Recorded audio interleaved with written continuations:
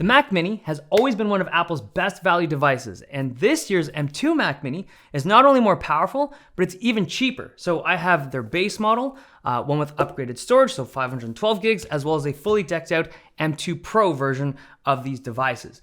Now, the base model starts at $600. For students, it's $500. It's strangely inexpensive for a computing device from Apple. Like, this is a company that will sell you a metal stand for $1,000 or a full computer for $600. So the base M2 chip is very capable. It's great for developers, for music production, for photo work. It's even pretty good for video editing if you have enough RAM and or storage. For 3D work, it's okay. Like, you're gonna be better off in terms of like performance and app compatibility off of just like Windows PC hardware, but overall, very capable chip.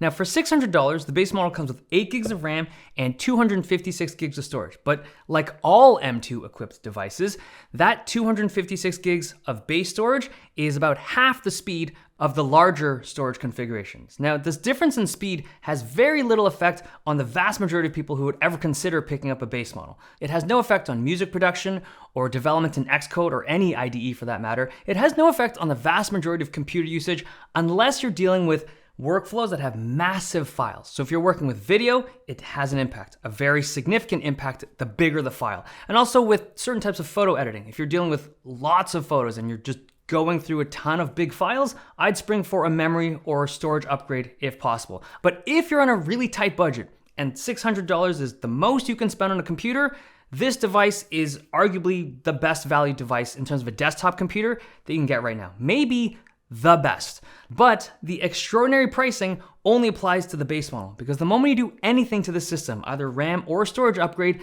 that value just melts away. Like, they're charging $200 for an extra 8 gigs of RAM. Like, on that $600 unit, the base model, that's another 33% the price of the product for 8 gigs of RAM. And same with storage, right? You want 512 gigs of storage? $200. And because the memory and storage are baked onto the device, you can't ever upgrade it or change it. You got to make that decision at the point of purchase. And it's not that it's a bad value, it's just that it moves it out of the kind of extraordinary pricing to just regular Apple pricing the moment you do an upgrade. But the most interesting upgrade on this year's device is the ability to upgrade the chip, because this is not normal. Normally when it comes to an Apple computing device, if you want the better chip, you have to go to a whole different tier of product. Like, you have to pay for the big boy, like the Pro line or the Studio line, whatever it is. They charge you a lot of money, they throw a whole bunch of extra features, but that's the only way to get the better chip, right? But this year, you can get the M2 Pro in the same chassis. You gotta pay up, but $1,300 gets you the M2 Pro chip, 16 gigs of RAM, and 512 gigs of storage. And if you have the money, you can pay an extra $300 and you get more CPU and GPU cores. But the whole purpose of bumping up to the M2 Pro is just better processing capabilities. You get better performance in a lot of workflows, but it's a lot more money. You do get more ports, so on the M2 Pro configurations, you get an extra pair of Thunderbolt 4 ports, so that's a total of 4 of them. So you can plug up the M2 Pro Mac Mini to a ton of peripherals, including a third display. But keep in mind, they're all coming out the back still. There's none on the front, unlike the Mac Studio. Now, internally, the M2 Pro equipped models have a larger fan, a larger heatsink assembly, and it's all just to cool the larger Pro chip that's inside the Pro models. But I think as you upgrade the Mac Mini higher and higher through the tiers, it becomes apparent where once you get to a certain point, it's probably better to get like a M1 Max equipped Mac Studio that's on sale than to just stick with the M2 products. But it really depends on your workflow. My take on the pricing though, it's like at $600, this is so well priced.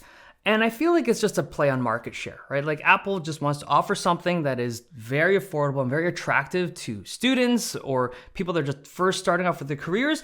And it's a really great device, right? The existence of this $600 or even $500 if you're a student, the existence of it just makes it's so attractive, right? But I think it's one of those things where you get people into the door, Apple's like, hey, come on in, enjoy this appropriately priced computer, sip on your apple juice, and then years later, when you want to upgrade, it's like, oh God, I gotta pay thousands of dollars to get the better stuff.